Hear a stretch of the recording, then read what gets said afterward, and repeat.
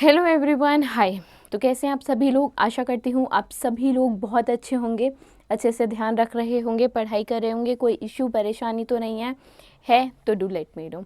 देखो, interview course है, जो भी बच्चा लेना चाहता है, ठीक है, बहुत अच्छा कोर्स है। आपको पीएम एक्सपर्ट भी आपका इंटरव्यू लेंगे, प्लस उसके साथ साथ जो एक्स इंटरव्यू पैनल मेंबर्स हैं वो भी इंटरव्यू लेंगे। तो बहुत ही बढ़िया आपकी इंटरव्यू की तैयारी हो जाएगी एक बार कोर्स लेने के बाद।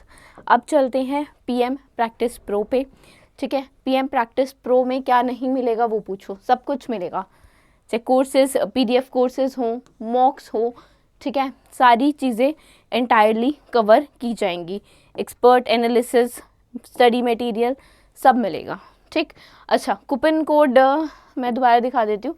PM20 है, अगर बाय करना है तो अभी 999 में यू कैन बाय, ठीक। डू बाय इट आउट, आपकी तैयारी में एक मजबूती लेके आएगा पीएम प्रैक्टिस प्रो। चलो आओ क्वेश्चन से स्टार्ट करते हैं। क्वेश्चन देखो, पहला ही क्वेश्चन है। अच्छा, ये लिस्ट दी हुई है जैसे यूनियन मिनिस्टर्स की और उनके पोर्टफोलियोज दिए हुए हैं, मैच करना है। ये क्यों दिया हुआ है? क्योंकि कुछ एडिशनल चार्जेस दिए गए हैं मिनिस्टर्स को, ठीक। तो पीएम नरेंद्र मोदी जी के एक तरह से कहने पे आप कह सकते हो ये जो पोर्टफोलियोज हैं, मिनिस्ट्रीज़ हैं, एडिशनल चार्जेस हैं वो दिए गए हैं। अब किसको कौन सी मिनिस्ट्री दी गई है वो देखते हैं। देखो, अर्जुन मुंडा जी ट्राइबल मिनिस्टर हैं, ठीक है, union minister of tribal affairs हैं, ठीक। तो इन्हें अभी दिया गया है ministry of agriculture and farmer welfare. ये एडिशनल चार्जेस हैं, ठीक है, ऐसा नहीं है, डोंट थिंक कि हटा के उन्हें एज अब वो ट्राइबल मिनिस्टर नहीं रहे, ऐसा नहीं है। ट्राइबल अफेयर मिनिस्टर हैं और उसके साथ साथ वो ministry of agriculture and farmer welfare को भी देख रहे हैं, ठीक है। तो ए का दैट इज़ 3 हो गया, तो ए इज़ फॉर 3, वो एक ही ऑप्शन में है और किसी ऑप्शन में मुझे नहीं दिख रहा है ना। Second, Gajendra Singh Shekhawat ministry of Jal शक्ति। ये सब यूनियन मिनिस्टर्स की बात कर रही हूँ मैं। मिनिस्टर ऑफ स्टेट्स भी अभी बताऊंगी कि इनको क्या एडिशनल चार्जेस मिले, ठीक है। गजेंद्र सिंह शेखावत मिनिस्टर ऑफ जल शक्ति। उसके बाद कौन से बचे? पशुपति कुमार पारस जी को फूड प्रोसेसिंग इंडस्ट्री मिली है, ministry of food processing industry, ठीक है। तो आई होप ये चीज़ क्लियर होगी, ठीक। अच्छा, मिनिस्टर ऑफ स्टेट की मैंने बात की थी। मिनिस्टर ऑफ स्टेट की अगर आप बात करोगे तो electronic and information technology minister Rajeev Chandrasekhar, इन्हें ministry of Jal Shakti, minister of state of ministry of Jal Shakti दिया गया है, ठीक है। ये मिनिस्टर ऑफ स्टेट की बात हो रही है। अगर यूनियन मिनिस्ट्री की बात होगी तो जो जल शक्ति डिपार्टमेंट है वो गजेंद्र सिंह शेखावत जी के पास additional charges, he is serving as union minister of Jal Shakti, ठीक है, यूनियन मिनिस्टर ऑफ जल शक्ति। अगर MOS मिनिस्टर ऑफ स्टेट, तब आप बोलेंगे एडिशनल चार्जेस जो हैं मिनिस्ट्री ऑफ जल शक्ति के वो राजीव चंद्रशेखर। सिमिलरली शोभा जी के पास ministry of state that is in food processing industries. Then minister of state for health and family welfare doctor Bharati Pravin Pawar, इन्हें एडिशनल चार्जेस दिए गए हैं ministry of state in minister of tribal affairs, ठीक है। आगे चलें, देखें नेक्स्ट क्वेश्चन। किस भारतीय को basically international anti corruption champion award दिया गया है, ठीक है। ये ऐसा पहली बार हुआ है कि किसी भारतीय को international anti corruption champion award दिया गया है, और ये किसको दिया गया है? ये निखिल दे जी को दिया गया है। अच्छा, इस अवार्ड की बात करोगे तो ये अवार्ड अभी 2021 में ही सेटअप किया गया है, ठीक है। नाम से ही पता चल रहा है, anti corruption champion award. Anti corruption मतलब वो ऑर्गेनाइजेशन, वो व्यक्ति, वो संस्थान, वो लोग जो करप्शन को बढ़ावा नहीं देते, उसको रोकने के लिए विविध डिफरेंट तरीके के प्रयास करते हैं, ठीक है, विभिन्न तरीके के प्रयास करते हैं।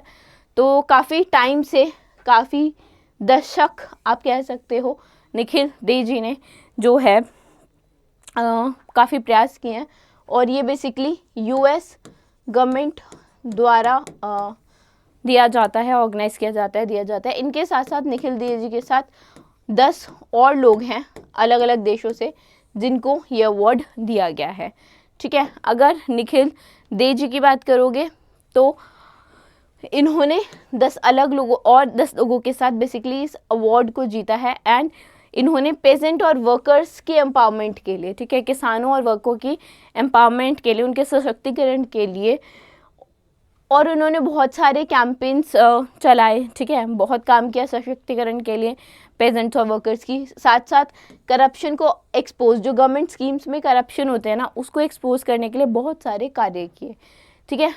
मजदूर किसान शक्ति संगठन के को फाउंडर हैं और इन्होंने basically transparency, anti corruption maintain करने के लिए काफ़ी मूवमेंट लाइक हेल्ड की है इंडिया में, और राजस्थान में बेसिकली ये ऑर्गेनाइजेशन है। बाकी 10 लोगों के नाम कुछ इस प्रकार है, you can have a look. Country भी मेंशन है कि कौन पर्सन किस कंट्री से है, ठीक है। तो इसको आप लोग अच्छे से देख लीजिएगा, लेट्स से पूछता है तो यू शुड नो। आगे चलें। कंपनी एक्स, देखो हमें एक्स को आइडेंटिफाई करना है। एक हमें कंपनी का नाम बताना है जिसकी मार्केट कैप जो है वो 67 बिलियन US डॉलर है, मतलब 6,700 करोड़ रुपए के अराउंड, ठीक है।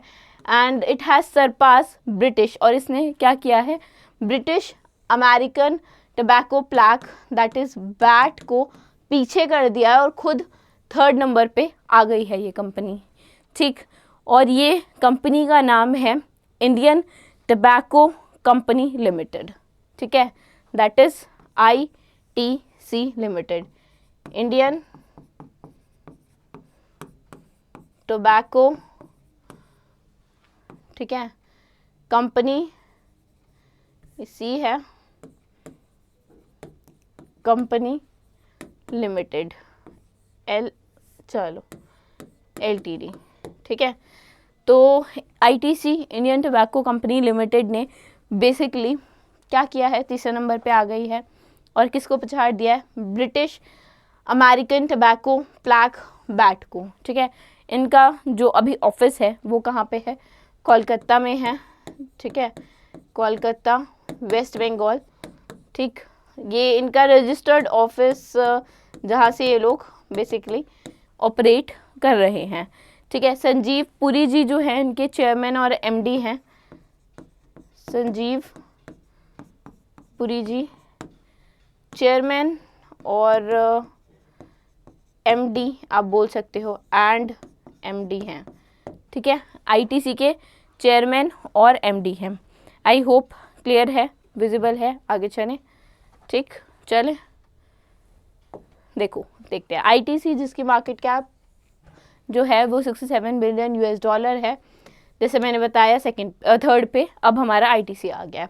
1st और 2nd पे कौन है, देखो 1st की बात करोगे तो US listed Philip Morris International है, ठीक है। और जो 2nd पे है अल्ट्रिया ग्रुप है, ठीक है। इसकी 2nd basically first two companies, first 2 groups ये हैं।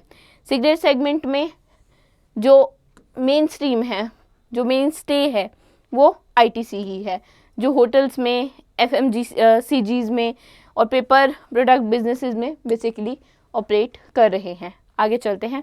In the month of December Lalduhoma chief minister बन गए हैं मिजोरम के, ठीक।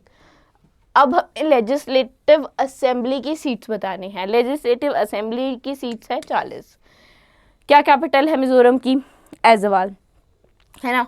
और किन्होंने इन्हें अभी, अगर आपसे अभी के CM पूछेंगे तो आप तो बता दोगे लाल दुहोमा, ठीक है। इससे पहले के पूछेंगे तो जोरमथंगा, ठीक है। अच्छा, ये जो लाल दुहोमा है ये जोरम नेशनल पार्टी के ही, जोरम नेशनल पार्टी के ही नेता हैं, ठीक है। 40 लेजिस्लेटिव असेंबली सीट्स हैं, ठीक है। उसके बाद ऐजवाल इसकी कैपिटल है, जो मैंने अभी आपको बताया, लिख लेते हैं, ठीक। अच्छा, डॉक्टर हरि बाबू कंभमपति, ठीक है, डॉक्टर हरि बाबू कंभम पति, ये कौन है? गवर्नर है। इन्होंने ही शपथ दिलाई, ठीक है, किसको? अभी जो लाल दुहोमा सीएम बने हैं एजवाल के, उनको, ठीक है। इससे पहले कौन थे? जोरमथंगा, ठीक है। चलो, सरचिप कॉन्स्टिटेंसी से रिप्रेजेंट करते हैं, 40 मेंबर हैं, जिनमें से 27 सीट इन्होंने जीत ली और अब ये सीएम बन गए, ठीक। आगे चलते हैं। 2024 का ICC women T20 world cup कहाँ पे होगा? बांग्लादेश में होगा। ये होगा विमेन वर्ल्ड कप। अगर मेन के वर्ल्ड कप की बात करोगे तो मेन का 2 जगह होगा, एक होगा वेस्ट इंडीज़ में, ठीक है, और दूसरा होगा यूएसए में। इन 2 कंट्रीज़ में स्टेज किया जाएगा बेसिकली मेंस का जो वर्ल्ड कप होगा। आईसीसी का हेडक्वार्टर कहाँ है? दुबई में है। इनके चेयर कौन है? यही लिख लेते हैं, आईसीसी का हेडक्वार्टर दुबई यूएई, और चेयर हैं, चेयरपर्सन या चेयर कर रहे हैं इसको ग्रेग बार्कले, ठीक है। आई होप समझ में आ गया हो। ये विमेन के लिए है और ये मेन टीम के लिए है, ठीक है। आगे चले, नेक्स्ट देखें। देखो वही चीज़ है। अच्छा, कब से कब तक होगा वो इम्पॉर्टेंट है। मेन वाला होगा 4 जून से 30 जून और विमेन वाला होगा सितंबर से अक्टूबर 2024 में ही, ठीक है। चलो आगे चलते हैं। विमेंस वाला 19th एडिशन होगा, ये भी याद रखना। नेक्स्ट क्वेश्चन है, दिसंबर में ही प्राइम मिनिस्टर नरेंद्र मोदी जी ने इनॉग्रेट किया आत्मनिर्भर भारत सेंटर फॉर डिज़ाइन कब? During the first Indian architecture and design biennial 2023। तो ये कहाँ हुआ है? ये न्यू दिल्ली में हुआ है, ठीक है। कहाँ हुआ है? ये न्यू दिल्ली में हुआ है। और किसने ऑर्गेनाइज किया है? मिनिस्ट्री ऑफ कल्चर ने, ठीक है, मिनिस्ट्री ऑफ कल्चर ने। बेसिकली अभी अब के 9 तारीख से शुरू हुआ था और 15 तारीख तक ये होगा, हाँ, 9 to 15 दिसंबर, अभी कल तक चलेगा, ठीक है, 9 से 15 दिसंबर तक। ये बेसिकली जो आपका रेयर या यूनिक क्राफ्ट है, ठीक है, रेयर या यूनिक क्राफ्ट है इंडिया का, उसको प्रमोट करता है आत्मनिर्भर भारत सेंटर फॉर डिज़ाइन, ठीक है। चलो आगे चलते हैं। क्या परसेंटेज शेयर LIC होल्ड करता है HDFC एसेट मैनेजमेंट कंपनी में? पहले 9 पॉइंट समथिंग थे, आई थिंक 9.46% शेयर थे, अभी घट के हो गए हैं 6.953, ठीक है। कम हो गए हैं अभी शेयर्स LIC के, किसमें? HDFC एसेट मैनेजमेंट कंपनी में। LIC की बात करोगे तो NIC का हेडक्वार्टर और HDFC का हेडक्वार्टर, दोनों का हेडक्वार्टर कहाँ है? मुंबई में, महाराष्ट्र में है, ठीक है। अगर LIC की बात करोगे तो चेयरपर्सन कौन है? सिद्धार्थ मोहंते, ठीक है, सिद्धार्थ मोहंते। और इनके MD और CEO कौन है? नवनीत मनोत,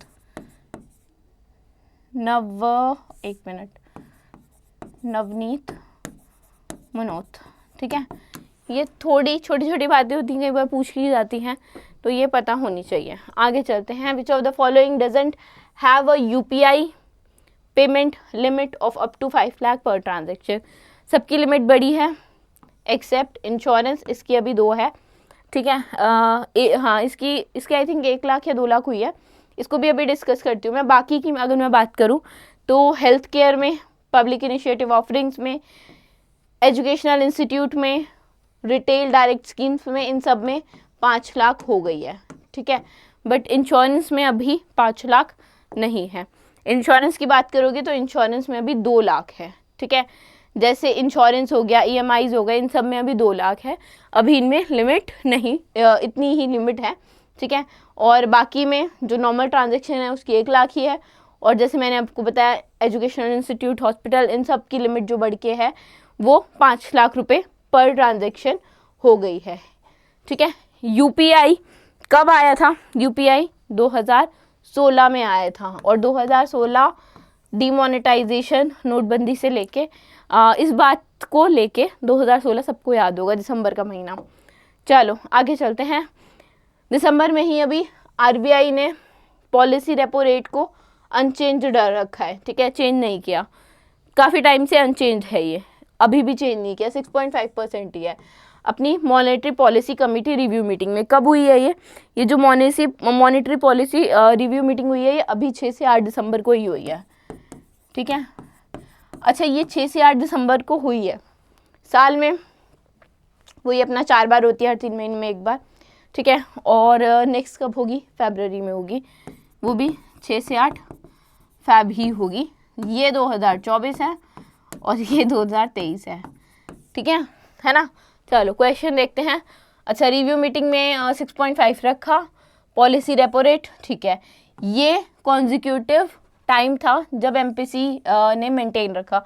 ये कौन सी भी बार था जब MPC that is monetary policy committee ने अपना जो रेपो रेट है, पॉलिसी रेपो रेट है, वो अनचेंज रखा। तो ये ऐसा 5वीं बार था, काफ़ी टाइम से चल रहा है, और अभी ये 5वीं बार है जब अनचेंज रहा। ठीक है, तो ये रेट्स हैं। CRR 4.5, ये भी अनचेंज है दोनों। ठीक है, तो रेपो तो है ही 6.5। ठीक है, चले आगे देखें। अच्छा, ये जैसे मैंने बताया 4 बारी होता है, मैक्सिमम 6 मेंबर होते हैं। अभी 5 मेंबर थे, जिसमें से हमेशा गवर्नर हेड होंगे शशांक भिड़े, आशिमा गोयल, जयंतार वर्मा, राजीव रंजन और MD पात्रा, राजीव रंजन, गवर्नर, ये सब लोग RBI से रिलेटेड हैं। ठीक है, बाकी कुछ लोगों को जो है नॉमिनेट करती है गवर्नमेंट ऑफ इंडिया। भी टोटल 6 से ज़्यादा नहीं हो सकते। आगे चलते हैं। दिसंबर में इंडियन आर्मी ने कंडक्ट की है टेबल टॉप एक्सरसाइज। ठीक है, TTX table top exercise conduct की है वुमेन ऑफिसर्स के लिए, उनको प्रोत्साहन देने के लिए, बढ़ावा देने के लिए, एक तरह से पॉजिटिविटी लाने के लिए आप कह सकते हैं। किन की बेसिकली ऑफ डैश, कहाँ पे मान के सेंटर है दिल्ली में, तो ये एशियान की वुमेन ऑफिसर्स को एक तरह से बूस्ट बढ़ावा देने के लिए आर्मी, और बेसिकली पीस मेकिंग में। ठीक है, तो जो UN पीस कीपिंग है उसमें हेल्प करने के लिए सबसे बड़ी बात कंडक्ट की गई है टेबल टॉप एक्सरसाइज। ये एम करती है to promote gender inclusivity and enhance the capability of women military personnel in the peacekeeping operations.